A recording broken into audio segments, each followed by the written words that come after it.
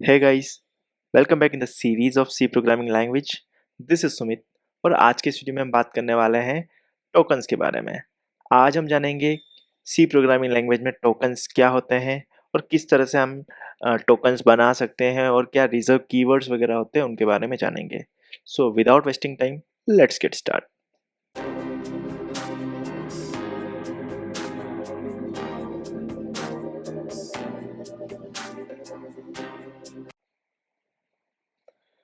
तो सबसे पहले बात करते हैं टोकन्स के बारे में। सी प्रोग्रामिंग लैंग्वेज में टोकन्स क्या होते हैं, ठीक है। तो what are tokens? The smallest individual elements in a program that is meaningful to the functioning of a compiler।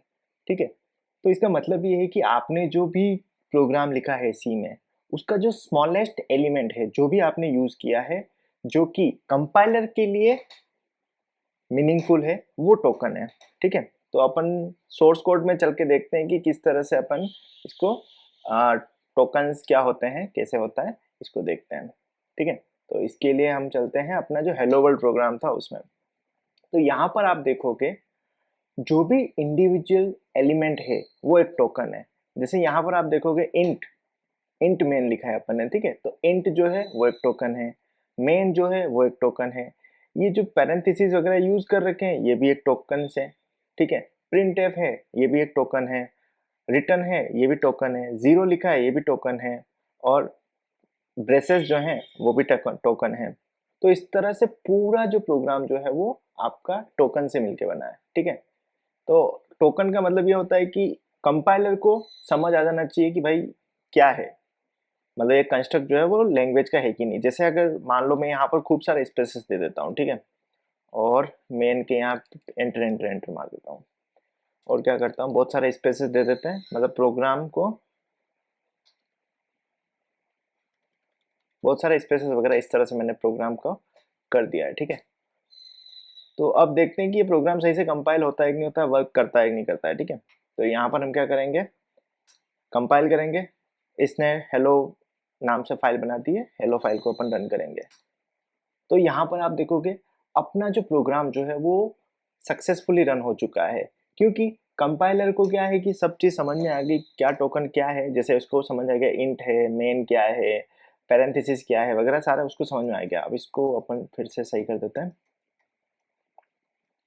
ठीक है, तो टोकन का मतलब आपको समझ आ गया होगा कि टोकन का मतलब है जो भी स्मॉलेस्ट इंडिविजुअल एलिमेंट जो है, जो कि कंपाइलर समझ पा रहा है, उसके लिए मीनिंगफुल है, तो वो अपना हो गया टोकन। ठीक है, अब आगे बढ़ते हैं। टोकन कितने टाइप के होते हैं? ठीक है, एक टाइप का तो होता नहीं, बहुत सारे टोकन होते हैं। ठीक है, तो टोकन होते हैं बहुत सारे, छह टाइप के टोकन होते हैं सी में। कीवर्ड्स होता है, आइडेंटिफायर होता है, कांस्टेंट होता है, स्ट्रिंग्स होता है, स्पेशल सिंबल्स होता है, ऑपरेटर्स होता है। ठीक है, अब कीवर्ड्स क्या होते हैं? ठीक है, कीवर्ड्स जो होते हैं वो कोई रिजर्व वर्ड्स होते हैं। ठीक है, रिजर्व वर्ड्स जो होते हैं इसका मतलब ये होता है कि पहले से ही सी प्रोग्रामिंग में उन्होंने बोल रखा है कि ये जो वर्ड्स हैं, ये जो कीवर्ड हैं, ये हम ही यूज करेंगे। ठीक है, आप यूजर जो है वो उसको यूज नहीं कर सकता है एज अ वेरिएबल आइडेंटिफायर में।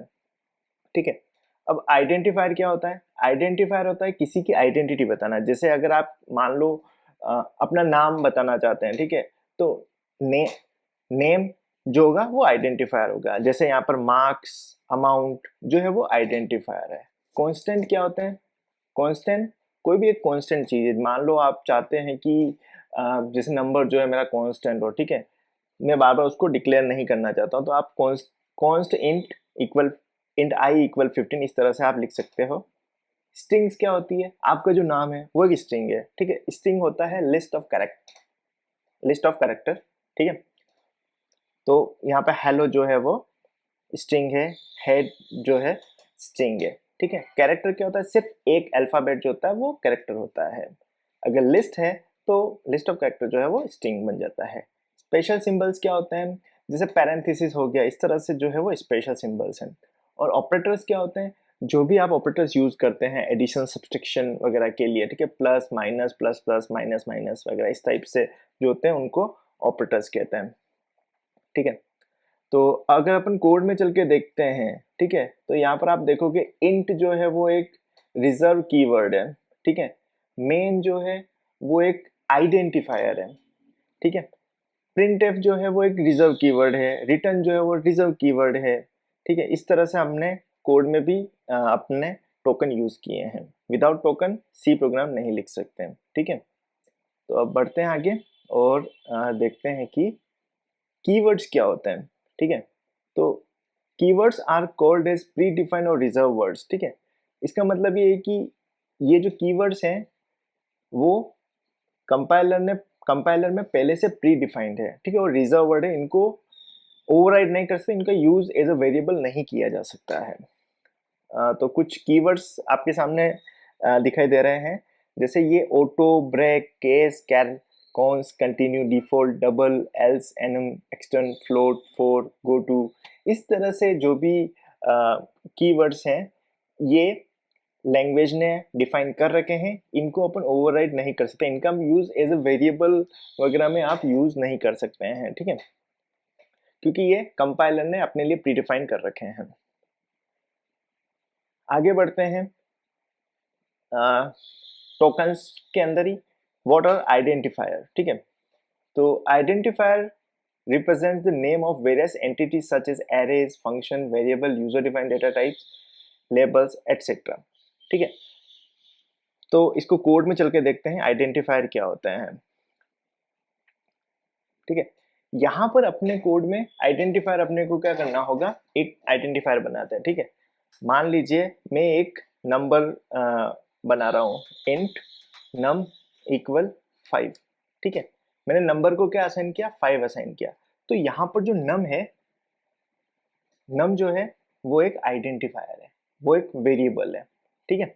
यहाँ पर अगर आप देखोगे मेन भी एक आइडेंटिफायर है। आइडेंटिफायर क्या हो सकता है, कोई भी फंक्शन हो सकता है, फंक्शन का नाम क्या है, मेन, तो मेन मेरे लिए क्या हो गया, आइडेंटिफायर हो गया। नम जो हो गया वो मेरे लिए आइडेंटिफायर हो गया, ठीक है।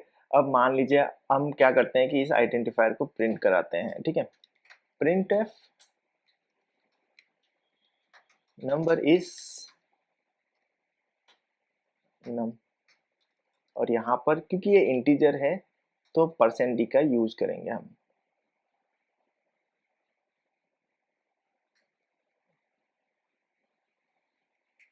अब कंपाइल करेंगे और इसको रन करेंगे, तो यहाँ पर आप देखिए नम इज 5 लिखा आ रहा है। मैं चाहूँ तो इसको नेक्स्ट लाइन में ला सकता हूँ, मैंने स्लैश एन ऐड कर दिया है यहाँ पर न्यू लाइन के लिए, ठीक है। तो मेरे को इसको फिर से कंपाइल करना पड़ेगा। अब आप देखोगे नंबर इज 5 यहाँ पर प्रिंट हो गया है। तो इस तरह से हम क्या कर सकते हैं कि जो भी वेरिएबल आपने डिक्लेयर किया उसको प्रिंट कर सकते हैं। तो नम क्या हो गया, नम अपना एक वेरिएबल है, एक आइडेंटिफायर है। अब आइडेंटिफायर जो आप यूज करते हैं ना, उसका भी एक रूल होता है कि आप वो ही यूज कर सकते हैं, ठीक है। अब क्या होता है देखते हैं, ठीक है। आइडेंटिफायर आप किस तरह से डिफाइन कर सकते हो। आइडेंटिफायर जो होता है ना, या तो उसका जो फर्स्ट कैरेक्टर है या तो अंडरस्कोर होना चाहिए, या फिर ए टू जेड होना चाहिए, या तो कोई अल्फाबेट होना चाहिए, ठीक है। और रिमेनिंग कैरेक्टर जो है वो अंडरस्कोर हो सकता है, ए टू जेड हो सकता है, 0 to 9 हो सकता है, कुछ भी हो सकता है, ठीक है।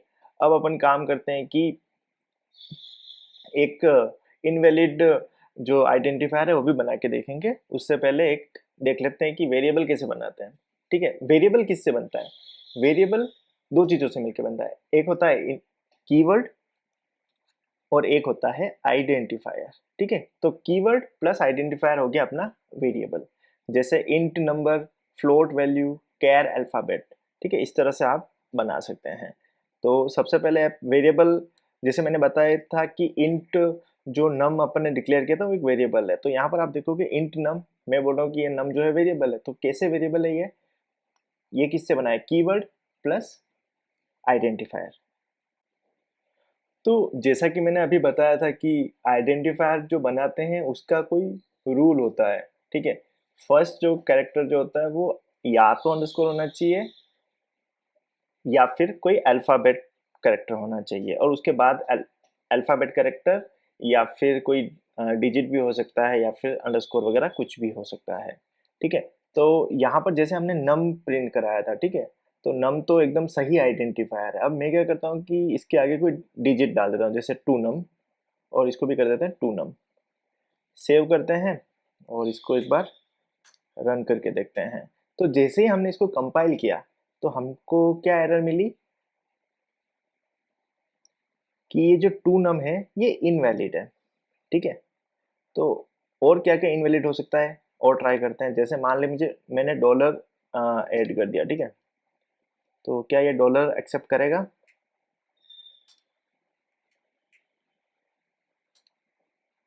ठीक है, तो इसने क्या है कि डॉलर तो एक्सेप्ट कर दिया है। तो इस तरह से और क्या क्या इनवैलिड है वो अपन एक बार देख लेते हैं, ठीक है। तो एक बार आप देखोगे तो जैसे आपने इंट डेटा लिखा है तो वो एक कैरेक्टर है, वो करेक्ट है, सॉरी। क्यों करेक्ट है? क्योंकि फर्स्ट कैरेक्टर या तो अंडरस्कोर होना चाहिए या फिर अल्फाबेट होना चाहिए। यहाँ पर ना तो अंडरस्कोर तो नहीं है, लेकिन ठीक है, सारे के सारे अल्फाबेट है, तो ये करेक्ट है। 1 2 3 डेटा ये इनकरेक्ट है। क्यों इनकरेक्ट है? क्योंकि अ, यहाँ पर जो है स्टार्ट हो रहा है न्यूमरिक वैल्यू से, तो ये इनकरेक्ट है, ठीक है। डेटा 1 2 3 ये करेक्ट है। अंडरस्कोर 1 2 3 डेटा ये भी करेक्ट है, क्योंकि अंडरस्कोर से स्टार्ट हो रहा है और बाद में कुछ भी आप दे सकते हो, कोई इशू नहीं है, ठीक है। अब यहाँ पर मान लीजिए आप इस तरह से लिखते हैं इंट डेटा 1 2 3, ठीक है, ये इनवैलिड है। क्यों है इनवैलिड? क्योंकि स्पेस अलाउड नहीं है आइडेंटिफायर के बीच में। आइडेंटिफायर एक सिंगल आइडेंटिफायर होना चाहिए, जैसे, ठीक है, जैसे मान लीजिए अपन कोड में करते हैं, जैसे मान लो इंट num1, ठीक है, मैं चाहता हूँ कि मेरे जो num1 है वो प्रिंट होना चाहिए num1, ठीक है। तो इस तरह का कोई आइडेंटिफायर आप नहीं बना सकते हैं। क्यों नहीं बना सकते हैं? क्योंकि ये एक एक्सेप्शन थ्रो कर देगा कि भाई ये जो आपने आइडेंटिफायर बनाया है ये इलीगल है, सही नहीं है। तो आप इसको क्या लिख सकते हैं? num_1 कर सकते हैं, ठीक है, num_1 कर सकते हैं। तो इसको एक बार प्रिंट करा के देखते हैं कि कैसे चलता है। तो यहाँ पर आप देखोगे कि अगर आपने अंडरस्कोर ऐड कर दिया स्पेसेस की जगह तो ये एकदम सही से वर्क कर रहा है, ठीक है। और देखते हैं कि क्या क्या अलाउ है, क्या क्या नहीं अलाउ है। जैसे आप यहाँ पर देखोगे कि डेटा स्पेस 1 2 3 तो स्पेस अलाउड नहीं है। डेटा अंडरस्कोर 1 2 3 ठीक है, अंडरस्कोर अलाउड है। उसके बाद और क्या है, एक बहुत बड़ी सी स्ट्रिंग में आपने आइडेंटिफायर प्रोवाइड कर दिया, ठीक है। तो यहाँ पर ये इनकरेक्ट बोल देता है। क्यों? आइडेंटिफायर जो है वो 32 कैरेक्टर से छोटा होना चाहिए, ठीक है। 32 कैरेक्टर से अगर ज़्यादा हो गया तो वो बोल देगा कि भाई ये इनकरेक्ट है। और इंट स्विच, स्विच के लिए इसने क्यों मना किया? अब आइडेंटिफायर का एक रूल है कि वो एक रिजर्व कीवर्ड नहीं हो चाहिए। आप कोई भी वेरिएबल जो है ना उसको उसमें कोई भी रिजर्व वर्ड यूज नहीं कर सकते। जैसे इंट स्विच नहीं यूज करते, इंट रिटर्न यूज नहीं कर सकते, इंट ऑटो यूज नहीं कर सकते, इंट एक्सटर्न यूज नहीं कर सकते। जो भी यहाँ पर रिजर्व कीवर्ड्स हैं वो नहीं यूज कर सकते वेरिएबल के नेम में, ठीक है। तो एक बार करके देखते हैं इसको। तो यहाँ पर मान लीजिए मैं क्या करता हूँ कि इंट ऑटो, और यहाँ पर इसको ऑटो प्रिंट कराता हूँ। तो एक बार देखते हैं इसको कंपाइल करते। तो ये बोल देगा कि ये जो ऑटो जो है वो अनएक्सपेक्टेड आइडेंटिफायर है। तो आप इसको या तो कुछ अलग लिखो, जैसे मान लो मैं ऑटो 1 कर देता हूँ तो ये एक बार चल जाएगा, क्योंकि ये रिजर्व कीवर्ड नहीं है ऑटो 1, ठीक है। तो आप देख देख पाएंगे कि ये जो है वो चल रहा है बराबर। So that's all about tokens in C programming language. Video अच्छा लगा तो वीडियो को लाइक करना, चैनल को सब्सक्राइब करना, एंड थैंक्स फॉर वॉचिंग।